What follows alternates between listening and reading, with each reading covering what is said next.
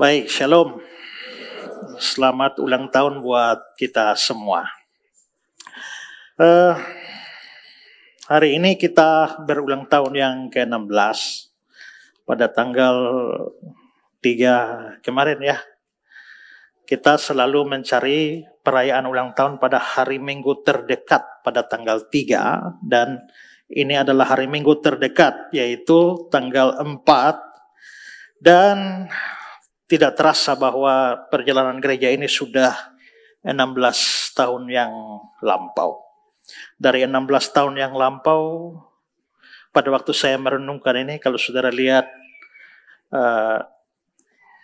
satu catatan yang saya buat, yang tadi dibacakan di awal kebaktian kita, ya, itu menggambarkan bagaimana refleksi terhadap perjalanan kita selama 16 tahun ini.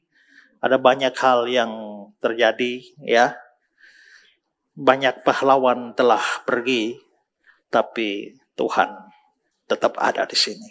Kita bersyukur untuk itu. 16 tahun yang lalu, saya, Pendeta Sonya, ada penginjil Umi, kita masih ingat berdoa di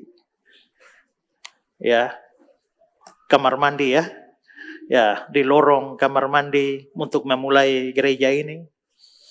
Pada waktu mau memulai, kami tidak tahu mau ibadah di mana, mau dapat orang dari mana.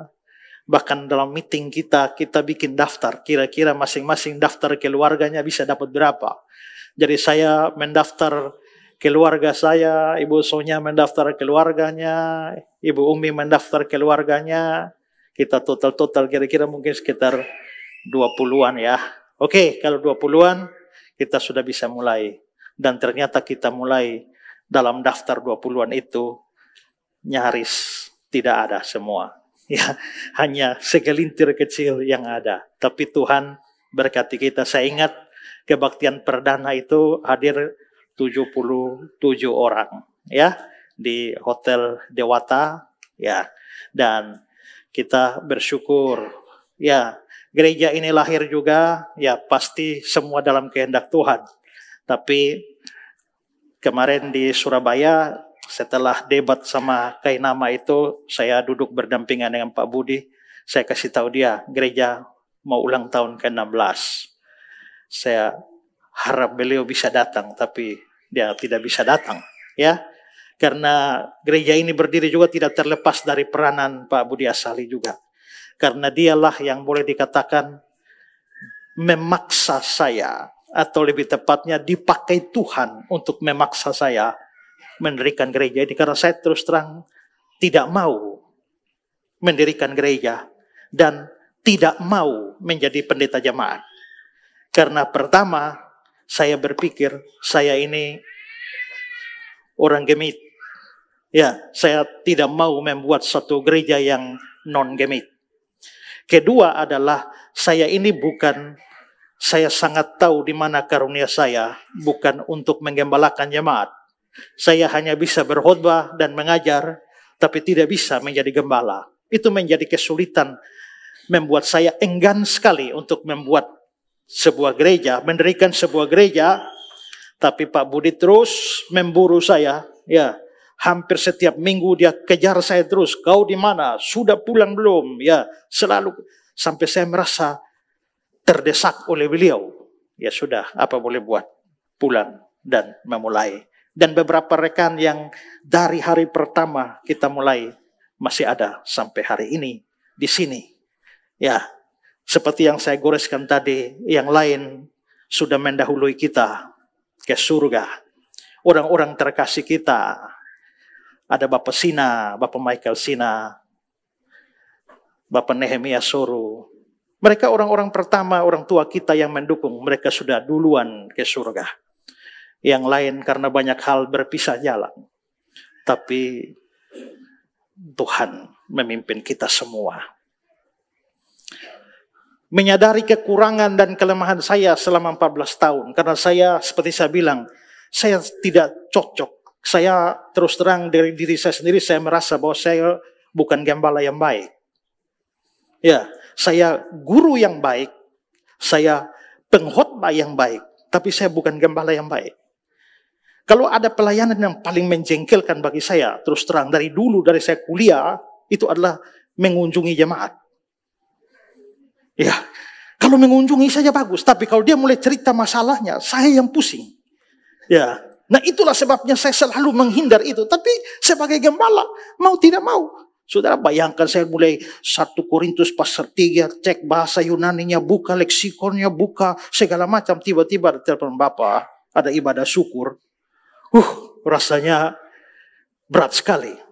Ya, dengan tertati-tati Tuhan pakai saya 14 tahun mengembalakan gereja ini. Dengan kesadaran demi kemajuan gereja, saya melepaskan jabatan saya sebagai gembala jemaat, ketua majelis, menyerahkan kepada Ibu Pendeta Sonya waktu ulang tahun ke-14. Dan puji Tuhan bahwa justru di bawah Ibu Sonya lah pelayanan pengembalaan bisa lebih maju, ya. Dan saya bersyukur buat itu. Ya, makanya di ulang tahun yang ke-14 saya berkata, kalau saya berdiri duduk di kursi ini, ya, dan gereja menjadi maju, saya mau tetap duduk di sana. Tapi kalau dengan saya mundur dari kursi ini membuat gereja lebih maju, saya siap mundur, ya. Nah, karena itulah sekarang, ya, sejak dari ulang tahun ke-14 yang menjadi gembala di sini, ketua majelis adalah Ibu Pendeta Sonya, saya mengambil peranan sebagai penasihat atau gembala jemaat sambil memperhatikan cabang-cabang gereja kita di mana-mana, sekaligus perintisan daerah-daerah baru. Ya, bulan September nanti saya sudah memulai sebuah persekutuan revival di Jakarta, ya, bersama beberapa teman, dan diupayakan untuk pada tahun depan itu sudah berdiri lagi satu gereja revival yang cukup besar di Jakarta. Saya sedang mengkonsentrasi itu sambil memberi dukungan juga buat gereja yang Surabaya biar bisa maju. Jadi saya sendiri secara pribadi berterima kasih untuk semua saudara jemaat, terutama mereka yang sejak hari pertama banting tulang di sini, ya, mencurahkan segala perhatian yang tanpa mereka kita nggak bisa sampai pada ulang tahun yang ke-16 ini, ya. Nah, saudara-saudara, pada perayaan ulang tahun yang ke-16 ini, panitia memberikan tema perayaan ini adalah berdirilah teguh, jangan goyah. Dan ini diambil dari satu ayat, 1 Korintus 15 ayat 58. Mari kita sama-sama baca. 2, 3. Karena itu saudara-saudara yang kekasih, berdirilah teguh, jangan goyah, dan giatlah selalu dalam pekerjaan Tuhan, sebab kamu tahu bahwa dalam persekutuan dengan Tuhan, jeripayahmu tidak sia-sia. Ini 1 Korintus 15 ayat 58. Dan ayat 58 ini adalah ayat terakhir dari seluruh pasal itu. Pasal 15. 1 Korintus 15 itu dikenal di kalangan para penafsir Alkitab sebagai pasal kebangkitan. Mengapa disebut pasal kebangkitan? Karena di dalam seluruh pasal itu Paulus hanya membicarakan satu tema, yaitu kebangkitan. Ya. Nah, kalau kita melihat konteksnya, maka terlihat bahwa di dalam ayat 1 sampai ayat yang ke-11, Paulus bicara soal kebangkitan Kristus.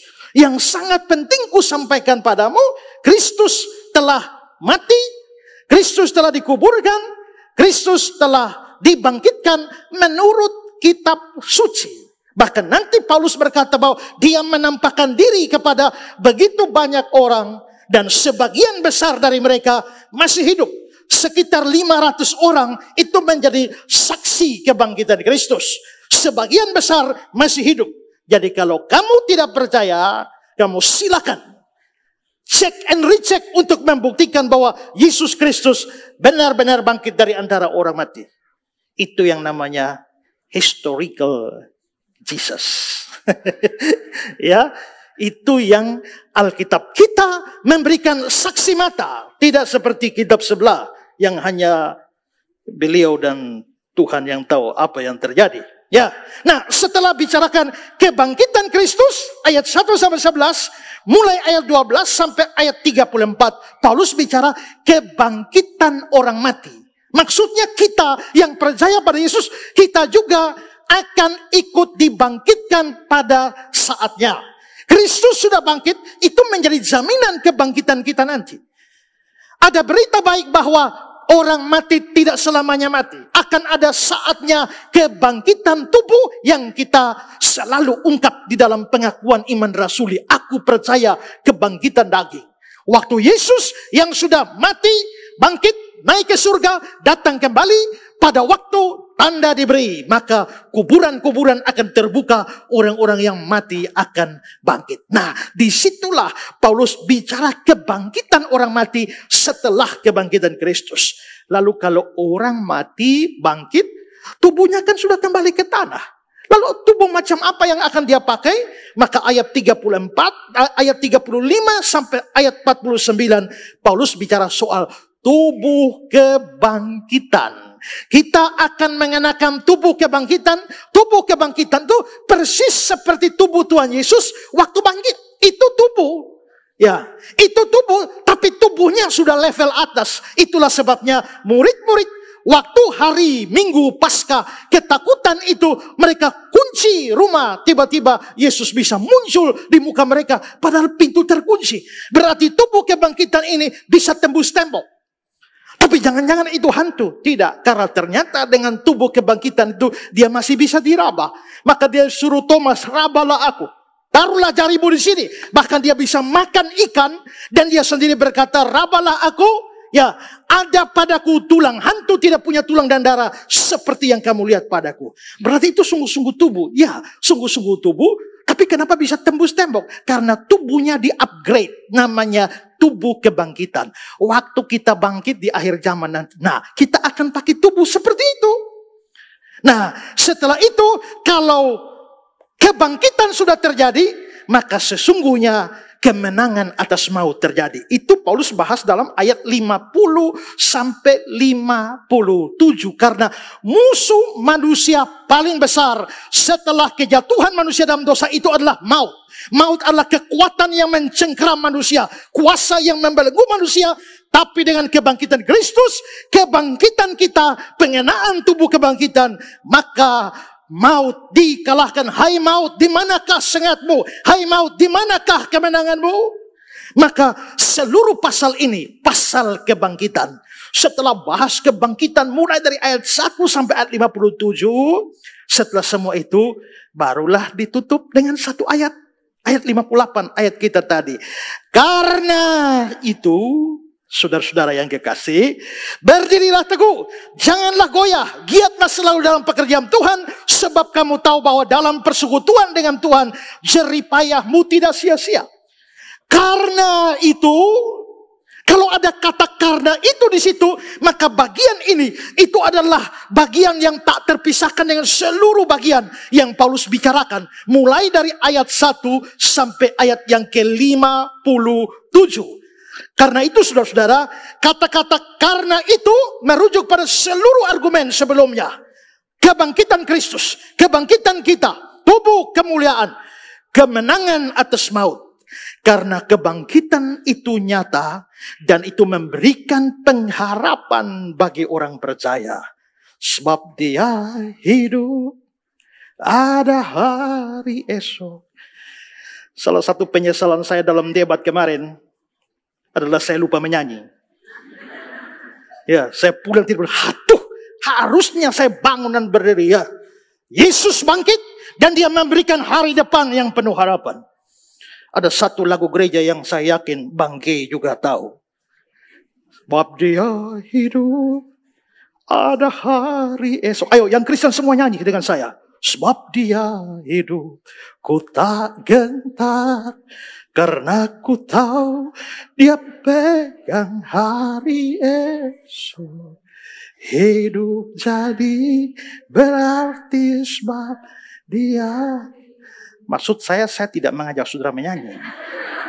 Saya cerita di dalam debat itu, saya mau ajak yang Kristen semua menyanyi. Ya, sebab dia hidup, ada hari esok. Saya percaya Yesus mati dan bangkit, ada hari esok buat saya.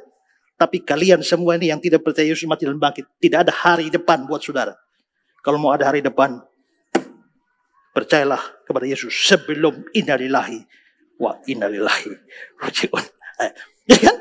Nah, jadi kita bisa melihat bahwa semua pembahasan Paulus soal kebangkitan, dan dia tutup dengan karena itu. Waktu dia bilang karena itu, maka dia mulai mengajar hal yang praktis. Berdirilah teguh, jangan goyah, giatlah selalu dalam pekerjaan Tuhan. Saudara lihat, ini nasihat praktis. Tapi nasihat praktis ini baru diberikan dalam satu ayat 58. Setelah 57 ayat semua doktrin.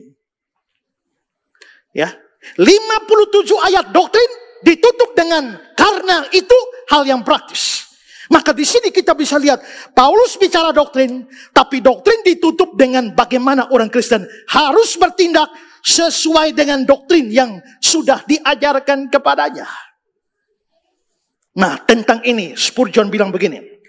Sang Rasul Paulus telah membuktikan kebangkitan, tapi dia tidak boleh lupa untuk menerapkan doktrin yang telah ia tegakkan. Dia tidak seperti orang yang menebang pohon dan meratakannya, tapi lupa membangun rumah di atasnya. Dia membawa batu-batu besar kebenaran, tapi tidak puas hanya sebagai penggali batu.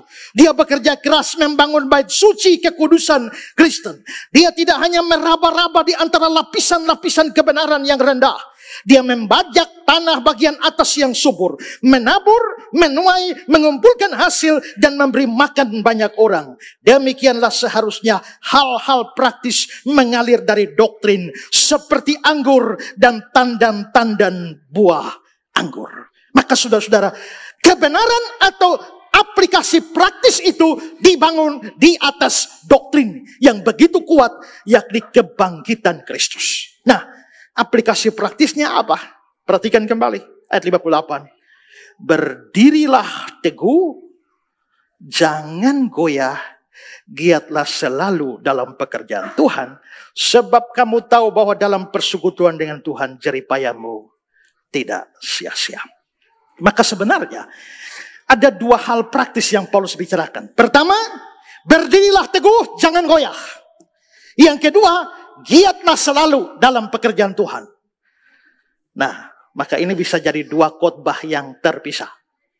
Tapi karena panitia hanya kasih tema sepotong saja, berdirilah teguh, jangan goyah, maka hari ini saya khotbah setengah saja. Ya, nanti sisanya saya jadikan part selanjutnya dalam khotbah selanjutnya. Jadi sekarang mari kita fokus kepada berdirilah teguh, jangan goyah. Jadi hal pertama yang saya bicarakan adalah orang Kristen harus berdiri teguh dan jangan goyah. Ayat 58, berdiri teguh, jangan goyah. Ada dua frase di sini, berdiri teguh, jangan goyah. Apa arti berdiri teguh? Apa arti jangan goyah? Kok rasanya sama saja? Memang ada mirip, tapi sebenarnya dari sisi bahasa asli dia mempunyai tekanan yang berbeda. Berdirilah teguh, bahasa Yunaninya adalah hedraioi. Dan hedraioi ini itu artinya kokoh, tak tergoyahkan, mantap, dan ini menunjukkan sikap berdiri yang kuat, stabil. Atau seperti orang duduk di kursi dan tak bisa digoyang-goyang. Itu namanya hedraioi. Dan itulah yang diterjemahkan berdirilah teguh. Sementara jangan goyah itu dalam bahasa aslinya adalah ametakineto, dan ini artinya tidak mudah digerakkan atau tak tergoyahkan atau tidak terombang-ambing, dan ini menunjukkan pada kemampuan untuk tak tergoyahkan. Kemampuan untuk tak bisa digerakkan, tak bisa digoyahkan. Dan ini menunjukkan kestabilan di dalam menghadapi tekanan dan gangguan. Makanya di dalam terjemahan lama ayat ini bilang begini. Sebab itu hai saudara-saudara yang kekasih, hendaklah kamu tetap dengan tiada bergerak. Dalam King James dia menggunakan kata unmovable.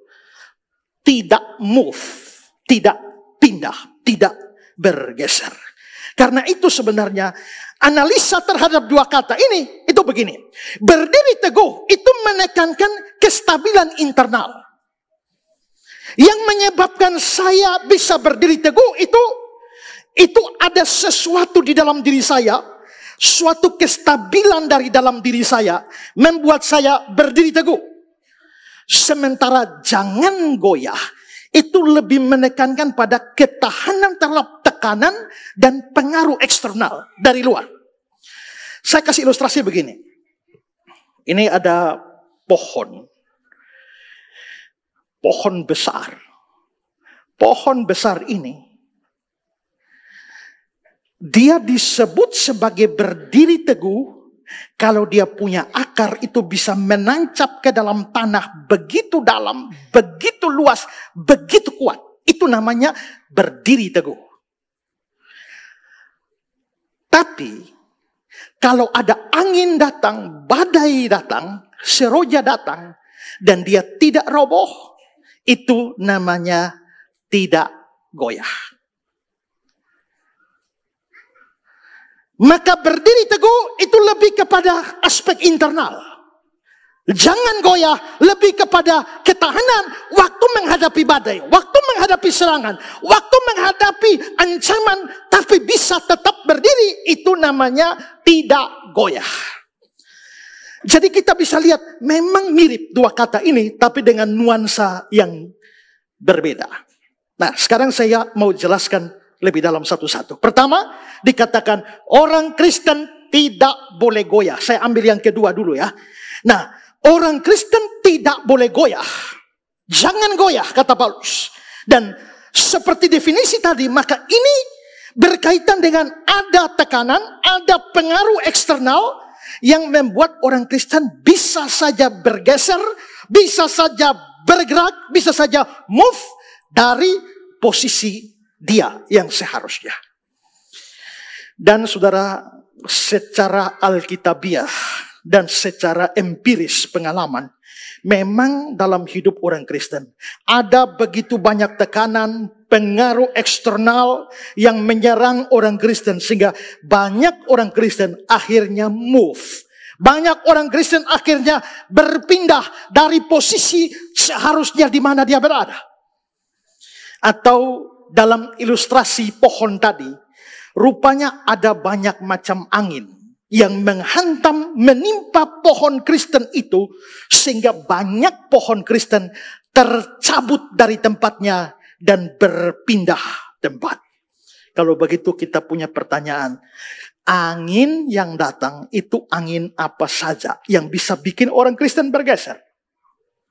Nah, melihat kepada seluruh Alkitab, maka saya bisa memilih beberapa macam angin yang bisa menggeser, membuat orang Kristen bergeser dari imannya, dari posisinya.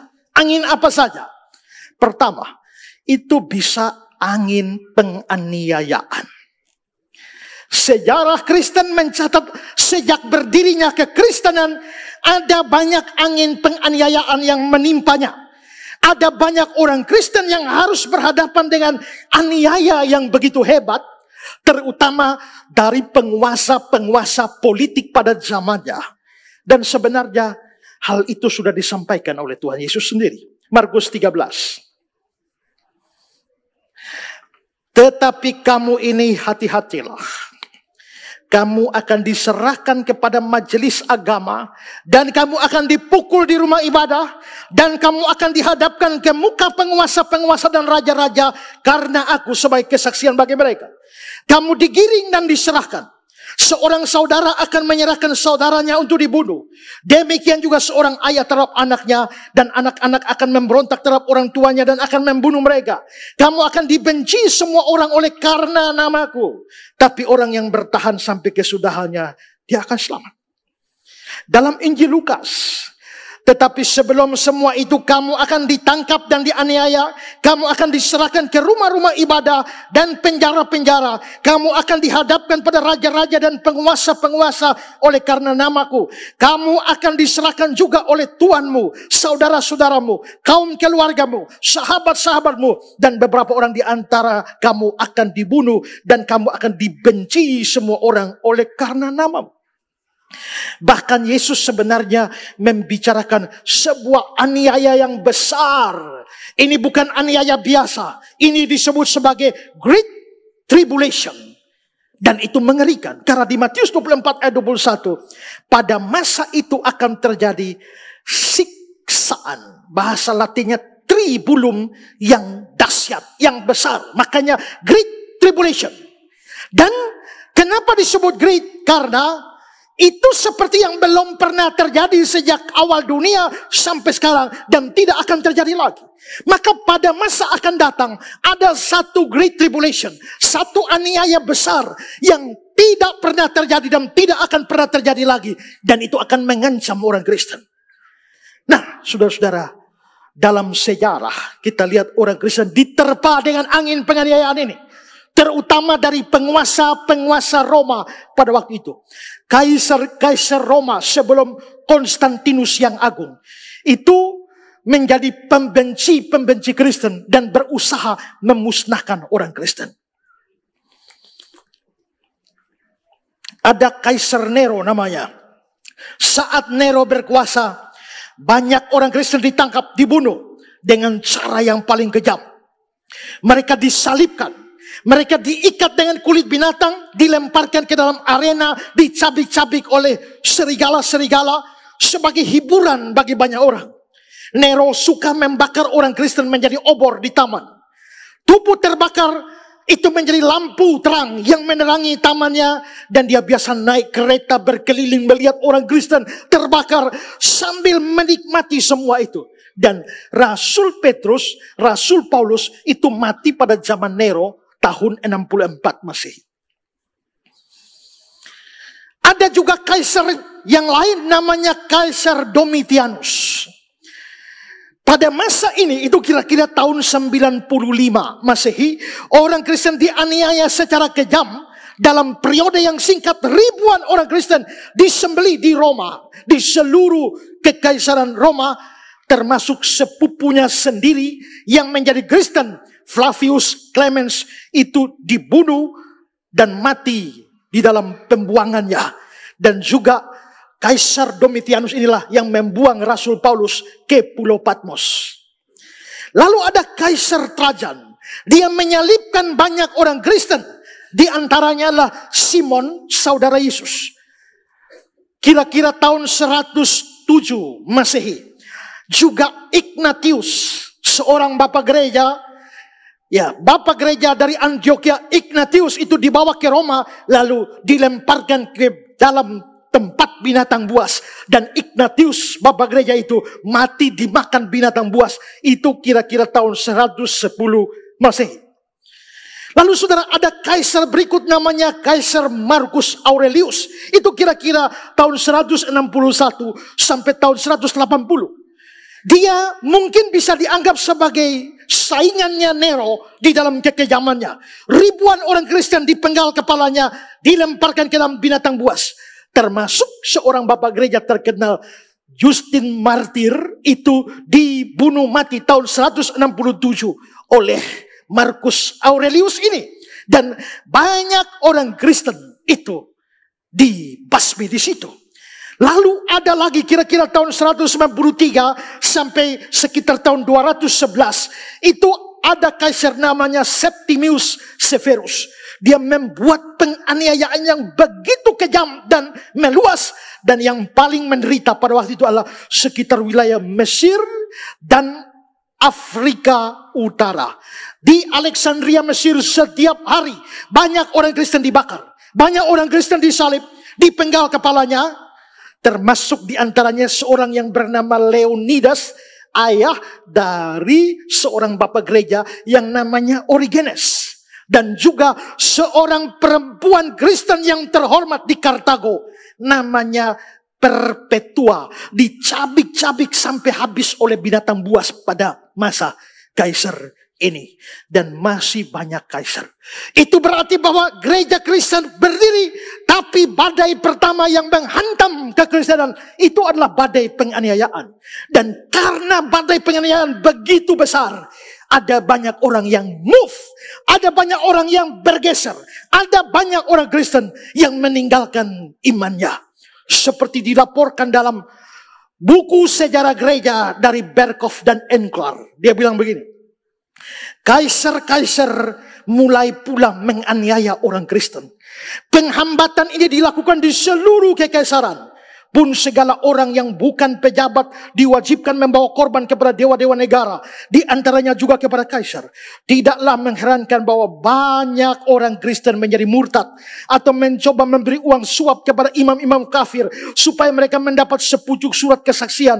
Bahwa mereka itu telah mempersembahkan korban dupa di atas mezbah kaisar. Begitupun penganiayaan di bawah Valerius. Beribu-ribu orang murtad. Maka angin pertama yang menghantam Kristen itu adalah angin penganiayaan. Banyak orang move, banyak orang tidak bertahan di dalam imannya. Laporan dari berbagai tempat di dunia tidak kalah mengerikannya. Saudara-saudara, orang Kristen di Afrika pernah dihukum mati dengan cara ditidurkan di atas meja dan dipaku di atas meja, dan separuh langsung dikuliti. Sama seperti kalau kita potong babi atau kambing, kita kasih naik di meja lalu kasih kuliti kan, tapi kambingnya sudah mati. Ada di antara saudara yang mengkuliti kambing saat kami masih hidup. Tapi orang Kristen dikuliti sementara mereka masih hidup.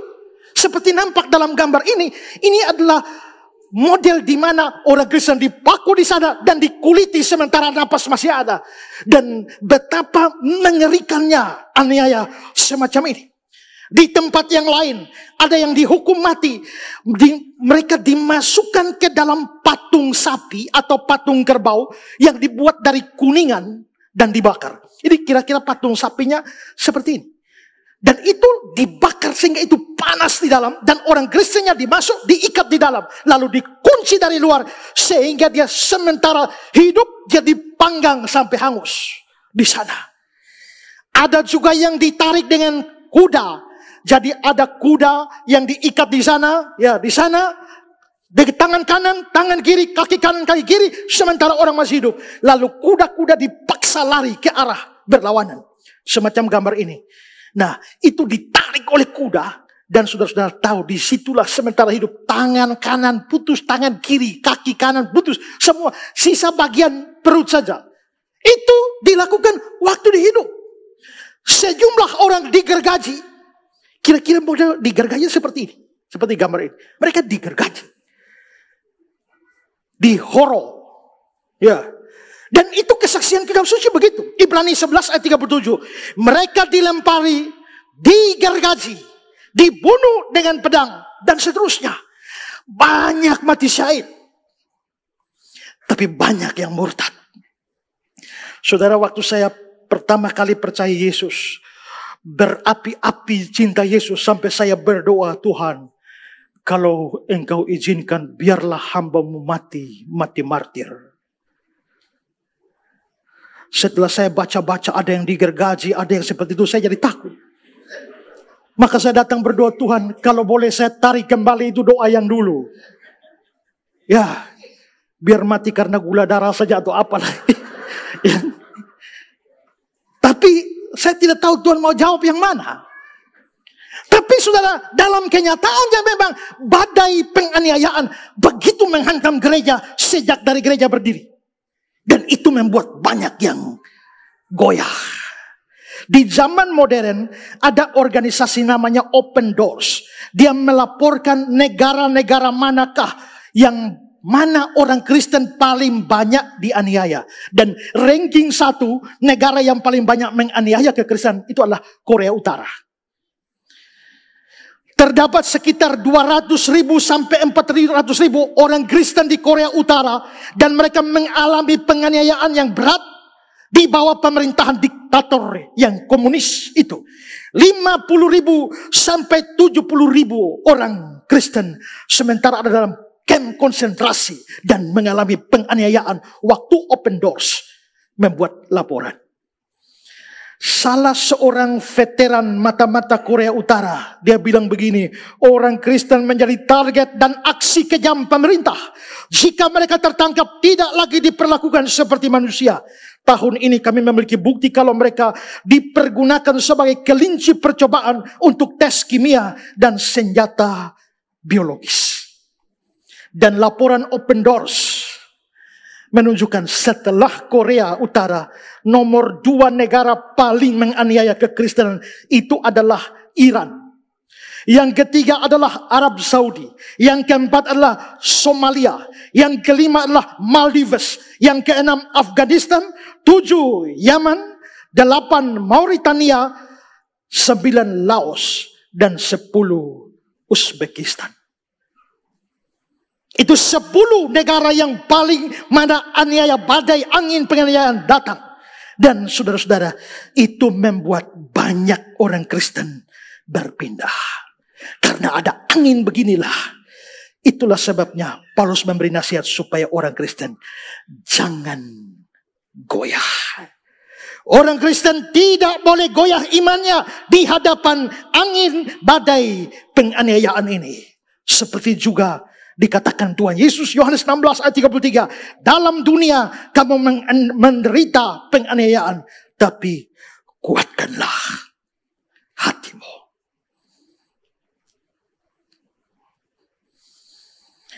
Tadi saya bilang di masa depan ada satu great tribulation. Aniaya besar. Kita tidak tahu kapan. Tapi kalau saudara ingin hidup lebih lama di dunia ini. Kemungkinan saudara akan bertemu. Jadi berbahagialah yang sudah mati dan mati cepat. Karena kalau kamu ingin hidup lebih panjang dan menghadapi masa itu angin badai penganiayaan yang bisa menghantam pohonnya orang Kristen. Yang kedua saudara, apalagi angin yang bisa bikin orang Kristen goyah. Angin kedua adalah angin pengajaran sesat. Alkitab bicara akan muncul begitu banyak ajaran menyesatkan, guru-guru palsu. Rasul Yohanes di abad yang kedua, akhir abad pertama, dia menulis, saudara-saudara yang kekasih, banyak nabi palsu telah muncul dan telah pergi ke seluruh dunia. Dalam surat 2 Yohanes 7, banyak penyesat telah muncul dan pergi ke seluruh dunia. Matius 24 kata Yesus, banyak nabi palsu akan muncul dan menyesatkan banyak orang. Dan dari sudut sejarah gereja, memang sudah muncul banyak ajaran sesat dari awal. Gnostisisme itu menjadi ajaran sesat paling hebat yang menyerang kekristenan pada awalnya. Gnostisisme itulah orang-orang Gnostik ini, mereka menulis Injil-Injil yang sesat. Tapi mereka tidak mencantumkan nama mereka sebagai penulis Injil. Cilakanya, mereka mengambil nama-nama rasul kita, lalu menaruh seolah-olah rasul kita yang menulis. Maka muncullah kita tahu, ada Injil Thomas, ada Injil Filipus, ada Injil Maria Magdalena, dan Injil-Injil lain yang dikenal sebagai Nag Hammadi Library. Karena hampir semua ditemukan di desa Nag Hammadi di Israel sana. Juga ada The Gospel of Judas, Injil Yudas. Semua Injil itu menyerang kekristenan. Itu produk Gnostik. Nah itulah sebabnya kalau saudara lihat debat saya dengan Kainama kemarin, dia angkat Injil Gnostik untuk menyerang. Dia salah sasaran. Kita pun tidak percaya Injil Gnostik. Gnostisisme muncul dan menyerang iman Kristen. Ajaran Kristen. Muncul Marcionisme. Arianisme yang adalah nenek moyang dari saksi Yehova. Nestorianisme. Pelagianisme. Adopsianisme. Adopsianisme itu mengatakan Yesus itu manusia biasa baru diangkat jadi Tuhan, diadopsi jadi Tuhan waktu baptisan. Makanya begitu Yesus dibaptis ada suara Bapa, inilah anakku yang kukasih. Itu Allah Bapa mengadopsi Yesus jadi Tuhan. Jadi manusia biasa bisa sampai tahap tertentu jadi Tuhan. Dan itulah yang diteruskan oleh Erastus Sabdono sampai hari ini. Ajaran sesat begitu muncul, begitu banyak. Dari zaman ke zaman muncul. Ajaran Unitarian, Saksi Yehova, liberalisme, pluralisme, inklusivisme. Dan Gereja Tuhan yang Maha Kuasa. Satu lagi aliran dari Korea, Son Hyunji. Saudara, dua yang terakhir ini saya mau kasih catatan khusus, yaitu Gereja Tuhan yang Maha Kuasa. Mengapa? Ini aliran yang sementara merambah ke seluruh dunia. Banyak orang Indonesia itu sudah masuk aliran ini. Dan saya baru baca berita kemarin dilaporkan dari koran Flores bahwa justru paling banyak di NTT itu dari Flores masuk aliran ini. Namanya Gereja Tuhan yang Maha Kuasa. Nah, mereka ajar apa saja? Saya kasih kutipannya.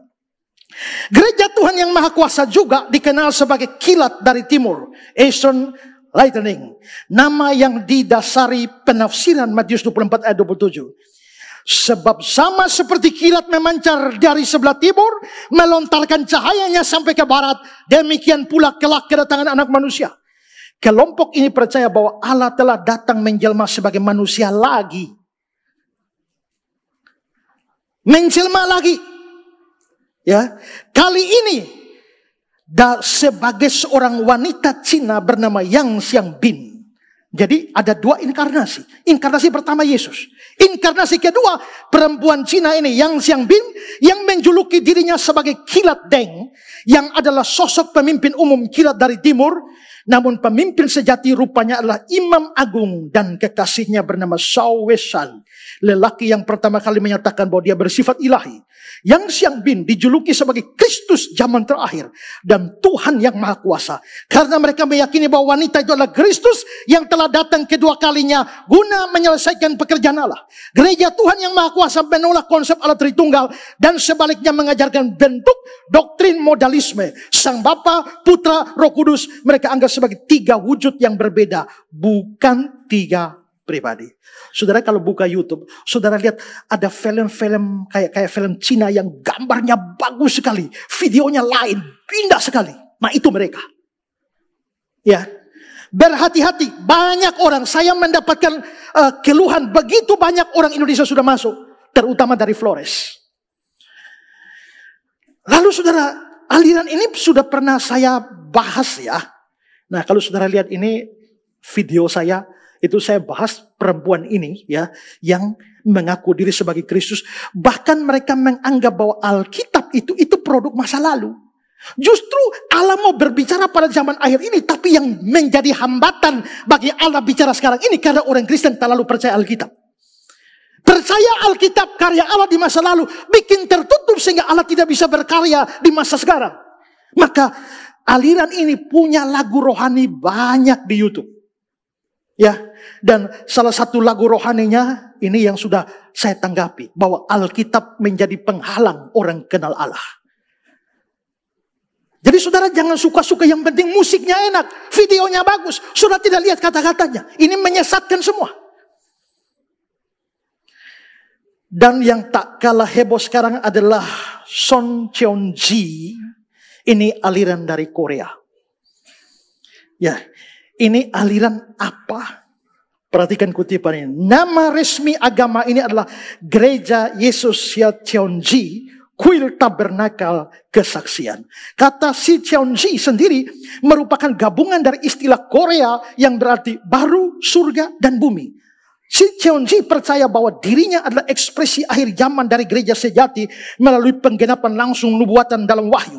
Pemimpin dan pendirinya Lee Man-hee, artinya pendeta yang dijanjikan, mengklaim melalui wahyu ilahi telah diutus oleh Roh Kudus untuk menciptakan kerajaan surga Tuhan di bumi, persis seperti yang dia saksikan di surga. Si Cheonji menawarkan kelas Alkitab gratis yang condong ke arah teologi mereka. Si Cheonji mengajarkan bahwa 144.000 yang disebutkan dalam Wahyu 7 ayat 4 adalah anggota dari 12 suku si Cheonji.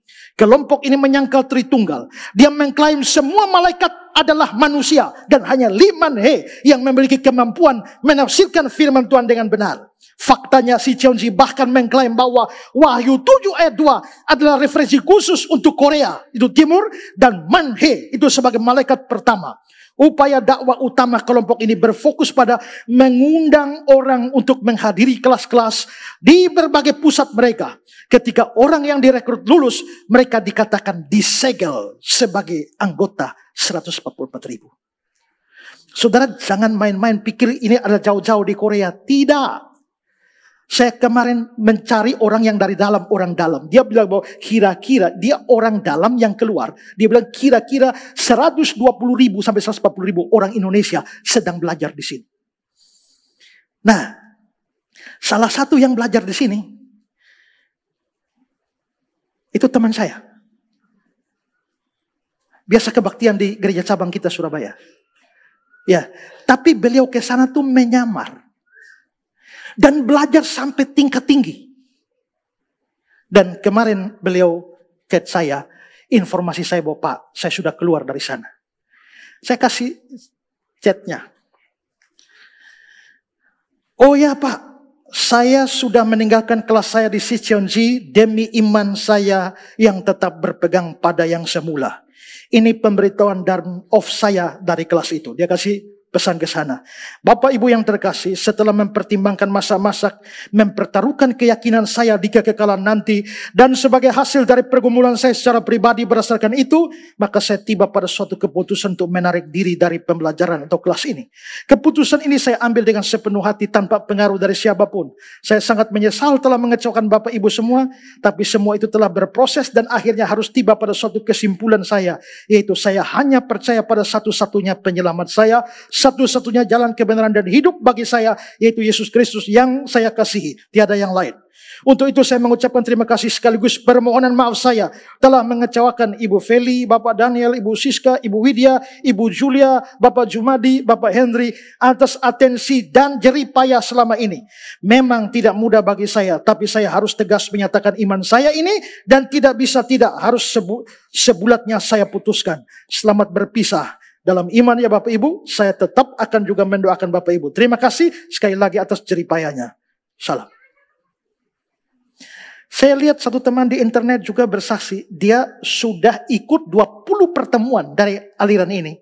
Dan waktu 20 pertemuan, dia langsung keluar. Saudara boleh cari kesaksiannya Pak Heno Suroso di Facebook. Dia ada bahas ini aliran sekarang ini ya. Nah, waktu Pak Heno mengatakan dia sudah ikut 20 kali dan keluar, apa yang Pak Heno katakan itu saya kirim ke teman saya. Lalu teman saya ini balas bilang begini, kalau dilihat dari 20 kali pertemuan yang dia sebutkan di atas, dia masih di tingkat dasar Pak. Karena di tingkat dasar itu ada 36 pertemuan, ada 24 tema, diangkat menengah di tingkat menengah ada 36 pertemuan, juga 24 tema. 2 tingkat ini dimentori oleh Ibu Feli. Masing-masing selama 3 bulan per tingkat. Seminggu 3 kali, sebulan 12 kali. Jadi 3 bulan 36 kali. Di tingkat atas ada 48 pertemuan. Seminggu 4 kali selama 3 bulan. Jadi sebelum 2 bulan dia sudah keluar. Masih di tingkat dasar. Saya sudah sejak November 2023 sudah 99 kali pertemuan.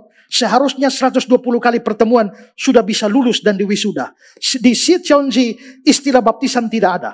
Yang ada istilah wisuda. Itu berarti sudah termeterai atau terbaptis dalam Sicheonji. Kalau mau nunggu 1 bulan lagi, saya sudah lulus 9 bulan lebih pembelajaran. Karena sebulan lagi sudah mau wisuda, saya diminta mengumpulkan foto, pakaian jas lengkap berdasi hijau emerald. Kata mereka, foto itu untuk disematkan di kitab kehidupan pribadi saya. Ini saya pikir mereka sudah memaksa saya itu secara halus melakukan pengakuan iman Sicheonji. Jadi saya memutuskan cabut atau keluar dari mereka. Saya sudah ada di tingkat atas sudah 2 bulan lebih. Kurang 1 bulan lagi. Memang saya sudah ancang-ancang mau cabut sebelumnya. Jadi permintaan foto itu saya langsung terpicu untuk cabut. Saya sudah ditawari untuk memilih saya mau masuk suku apa. Saya ditawari sebagai suku Yehuda. Untuk emblem pengenalan saya sebagai suatu tenaga pengajar mereka. Waktu itu saya pikir makin lama saya makin dijebak, ditanamkan dan dibenamkan lebih dalam lagi. Saya ingatkan untuk, maksudnya istrinya mengingatkan untuk segera cabut. Saya bilang pada istri, yang menggeliat-geliat mengamati mereka di grup itu. Hati dan iman saya pastikan tidak ada di sini. Saya percaya Tuhan yang tempatkan saya di sini, tapi bukan untuk mengingkari dia. Tuhan yang tempatkan, Tuhan pasti akan jaga saya seperti ketika saya di Saksi Yehova 2007-2012. Saya terus berdoa dan tetap dikuatkan supaya Roh Kudus tetap lindungi saya. Karena saya sadar saya sedang berkonfrontasi dengan roh-roh jahat penguasa di udara. Tapi saya yakin kuasa Tuhan saya lebih besar dari segala roh dunia ini. Dan akhirnya saya diselamatkan dan ditarik dari kuasa gelap ini. Dia sudah mendapatkan semua materi pelajarannya. Saya akan berikan semua kepada Pak Esra untuk membuat tanggapannya. Ini tidak ada baptisan, wisuda. Dan ribuan mereka wisuda di Korea. Mereka bahkan pakai stadion untuk wisuda. Saudara lihat ini foto wisuda mereka. Ya. Next. Berikut. Itu semua orang yang sudah lulus pelajaran dari aliran ini. Hafal baik nama ini. Dan kalau orang tawar-tawar ke Korea, jangan terlalu cepat ikut. Konferensi-konferensi, jangan sampai saudara ditawar masuk ke sini. Ya. Jadi saudara bisa lihat, ini gereja Tuhan yang Maha Kuasa.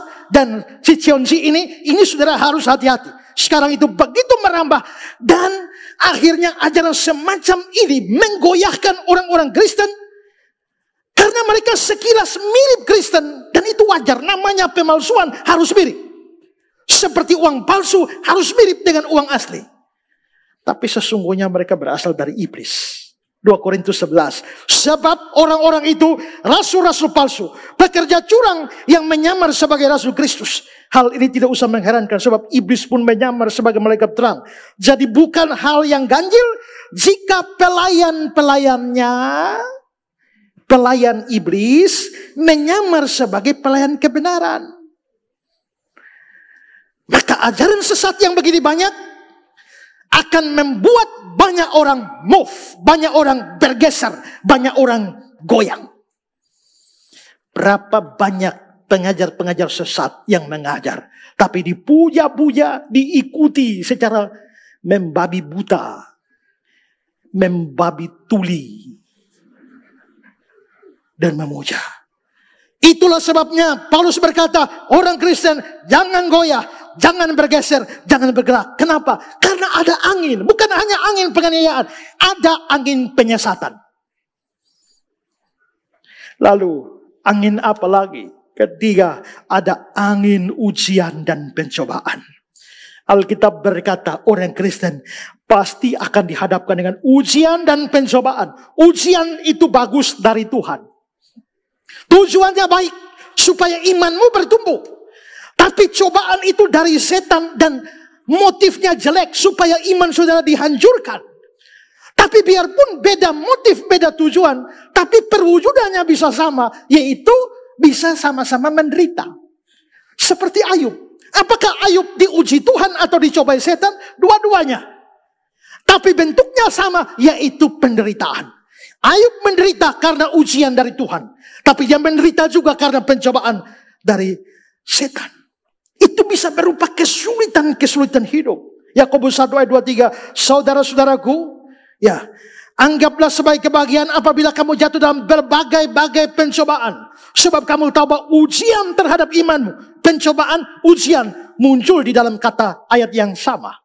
Berarti memang kita tidak lepas. Waktu tanya jawab di OEKAM ada yang tanya, saya sudah jadi Kristen ikut Tuhan sungguh-sungguh, tapi kenapa hidup saya menderita terus ya?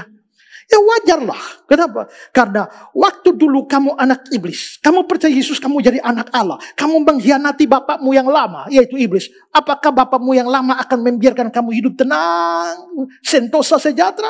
Tidak. Dia pasti akan membuat hidupmu menderita. Dan Tuhan bisa izinkan itu terjadi sebagai bentuk ujian terhadap imanmu. Dan itu bisa membuat kamu menderita. Tujuan Tuhan baik. Tuhan menguji supaya iman timbul seperti emas. Itulah yang dialami Ayub 23 ayat 10.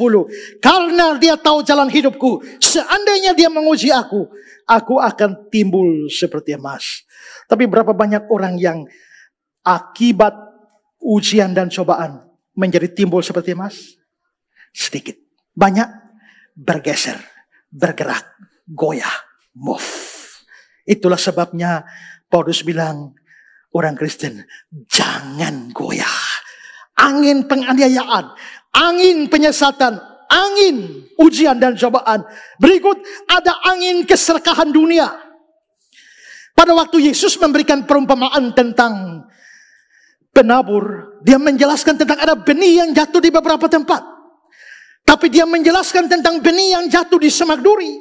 Markus 4. Dan yang lain ialah yang ditaburkan di semak duri. Itulah yang mendengar firman. Lalu kekhawatiran dunia ini dan tipu daya kekayaan dan keinginan-keinginan akan hal lain masuk menghimpit firman itu sehingga tidak berbuah. Keinginan dan keserakahan dunia dan kekayaan itu menjadi daya pikat yang menjadi angin yang menghantam iman orang-orang Kristen. Dan gara-gara itu sejumlah orang Kristen tumbang, bergeser. 1 Timotius.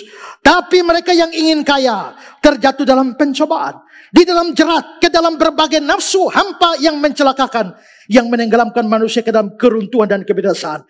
Karena akar segala kejahatan ialah cinta uang. Sebab oleh memburu uang beberapa orang telah menyimpang dari iman.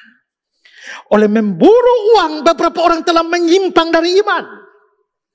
Gara-gara uang, maka orang baik bisa berubah menjadi orang jahat.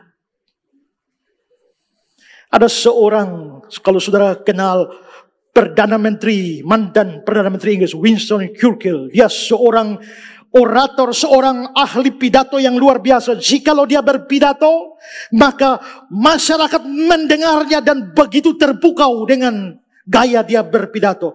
Dia mendapatkan respon yang baik. Banyak orang Inggris mengidolakan dia. Dan saudara-saudara, satu hari dia dijadwalkan untuk pidato di lapangan. Dan jalan-jalan mulai macet karena orang pergi ke stadion itu. Dan sesuatu terjadi. Mobilnya Winston Churchill itu rusak. Dan dia tidak bisa pergi. Akhirnya dia tahan taksi. Begitu dia tahan taksi, lalu dia bilang, baru mau tahan taksi, sopir taksi berhenti, tapi dia bilang, maaf, tidak terima tamu, tidak terima penumpang hari ini. Kenapa? Saya mau buru-buru ke stasiun karena saya mau mendengar pidato dari Winston Churchill.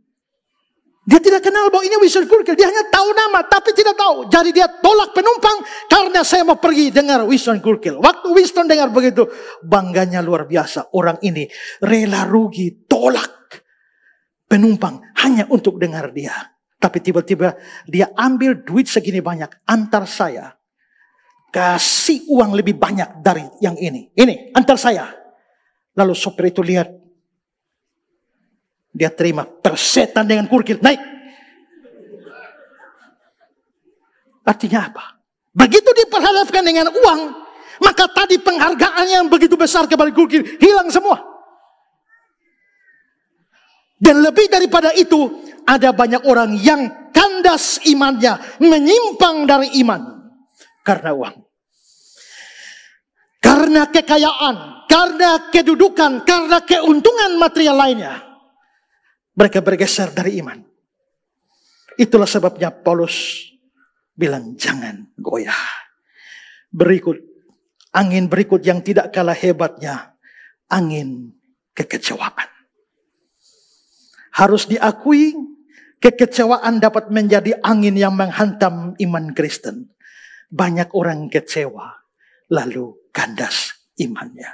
Kecewa ini bisa kecewa pada dua hal. Kecewa pada Tuhan. Karena seolah-olah Tuhan tidak seperti yang tidak berbuat baik kepada mereka. Atau mereka kecewa kepada orang lain.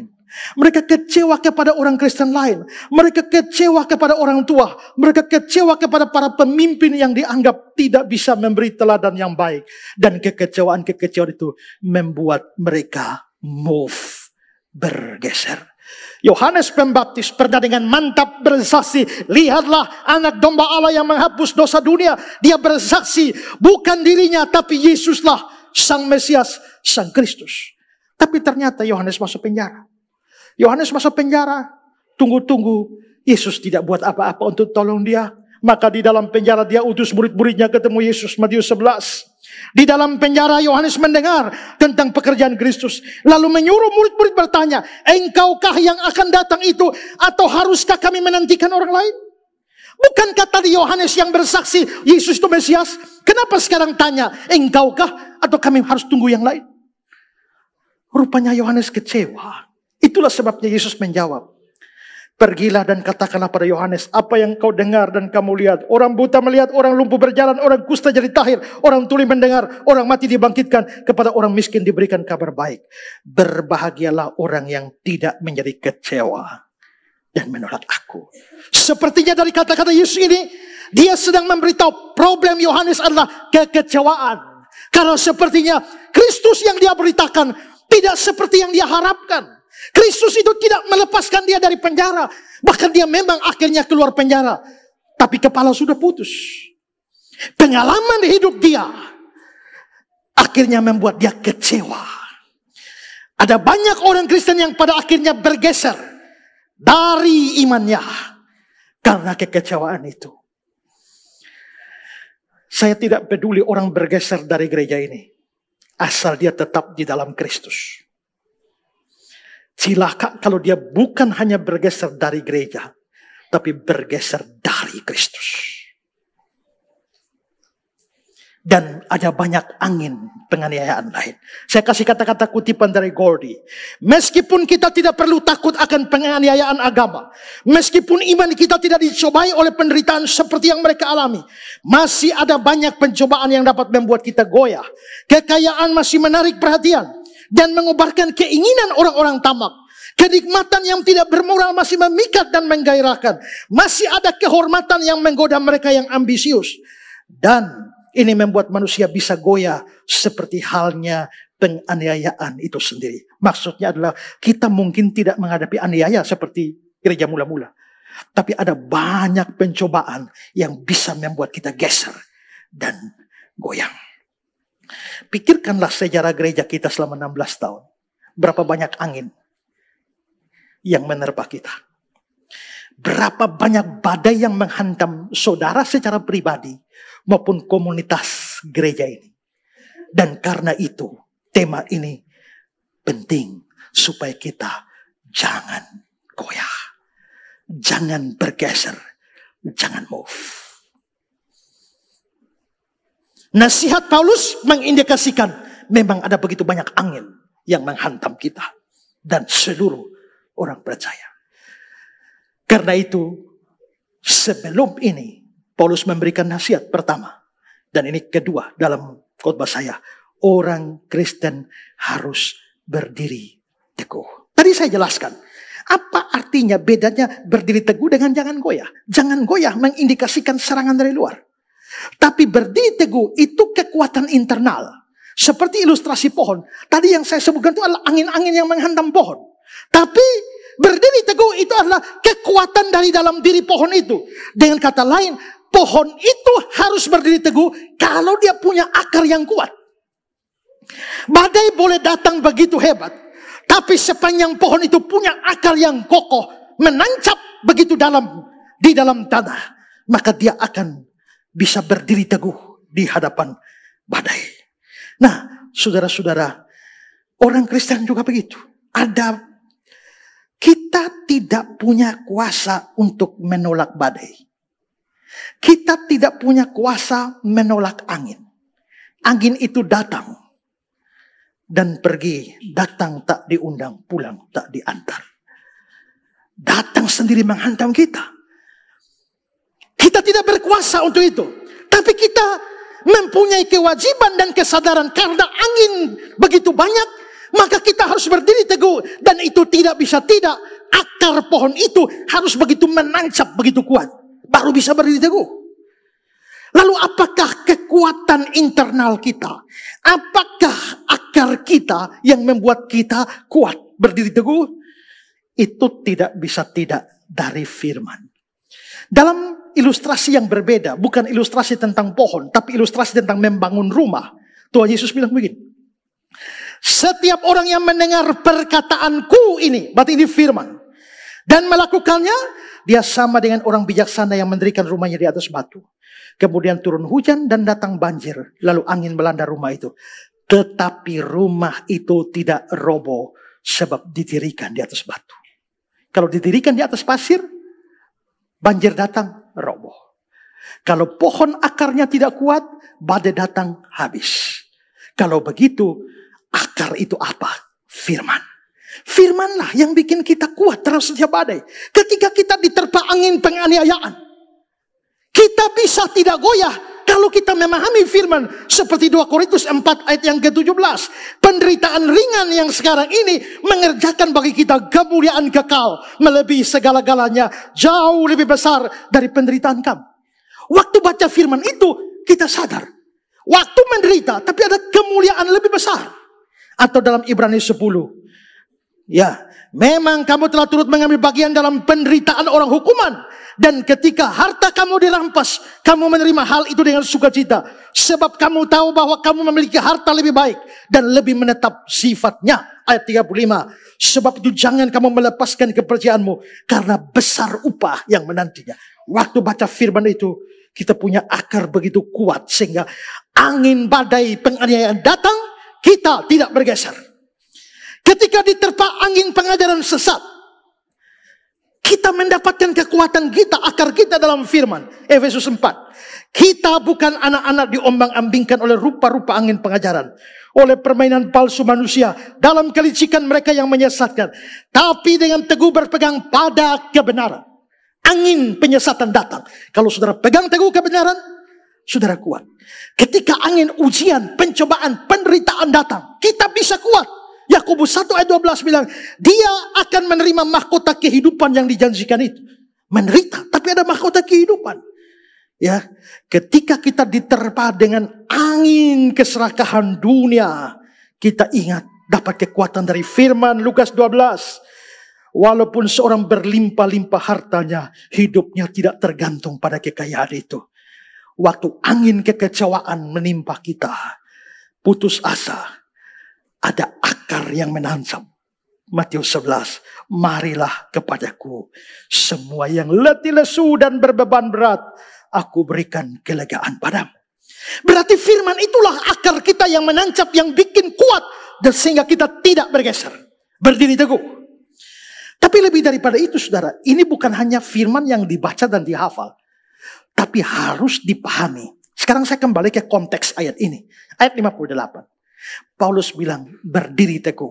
Tapi untuk sampai pada nasihat berdiri teguh, Paulus memakai 57 ayat. Jelaskan tentang doktrin kebangkitan. Kebangkitan Kristus, kebangkitan orang mati, tubuh kebangkitan, dan kemenangan atas maut. Setelah panjang tentang doktrin itu, baru dia tutup, berdirilah teguh. Artinya apa? Artinya adalah bukan hanya soal baca Alkitab. Mengerti doktrin dengan benar. Kamu akan kuat. Kekokoh berdiri. Dalam hal ini, Paulus kenapa dia bicara doktrin tentang kebangkitan? Karena di dalam jemaat Korintus ada ajaran sesat. Ajaran sesat itu adalah ajaran sesat yang dipengaruhi filsafat Yunani yang menilai tubuh itu begitu rendah. Sampai pada akhirnya muncul ajaran dalam jemaat Korintus, orang mati tidak bangkit. Lihat ayat 12. Bagaimana mungkin ada di antara kamu yang mengatakan bahwa tidak ada kebangkitan orang mati? Ada di antara kamu. Ini surat Korintus. Berarti di dalam jemaat Korintus ada ajaran sesat yang tidak percaya ada kebangkitan. Kalau tidak ada kebangkitan orang mati, maka Kristus juga tidak dibangkitkan. Sebab jika benar orang mati tidak dibangkitkan, Kristus juga tidak dibangkitkan. Ayat 35. Tapi mungkin ada orang bertanya, bagaimana orang mati dibangkitkan? Dan dengan tubuh apakah mereka akan datang kembali? Ayat 36. Hai orang bodoh, apakah engkau sendiri taburkan tidak akan tumbuh dan hidup kalau ia tidak mati dahulu? Jadi saudara, karena ada ajaran sesat itu, soal kebangkitan, Paulus pakai pasal panjang 57 ayat. Setelah 57 ayat, khotbah, ngajar doktrin. Lalu dia ajar praktis berapa ayat? 1. Doktrinnya 57 ayat. Praktisnya 1 ayat. Sekarang di gereja bagaimana? Doktrinnya berapa? Dan praktisnya berapa? Hampir Atmosfer gereja hampir-hampir tidak ada doktrin dibicarakan di gereja. Yang dibicarakannya hanya hal praktis. Supaya kita jadi orang baik, rajin berdoa, rajin kasih persembahan, rajin baca Alkitab, dan sebagainya. Doktrin tidak ada. Perbandingkan ini, Paulus bicara 57 ayat doktrin, 1 ayat praktis.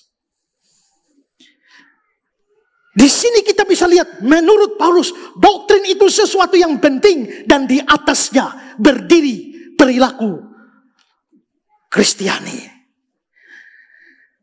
Saudara-saudara, orang yang tidak suka doktrin dan pikir yang penting berbuat, itu sama dengan dia lebih suka daun lebat, akar tidak ada, tidak apa-apa. Maka daun kelihatan lebat, ya. Tapi nanti itu baru menjadi persoalan itu ketika datang angin. Kalau tidak ada angin, pohon tidak ada akar juga. Dia tetap berdiri kan? Begitu angin datang, angin sedikit saja, selesai.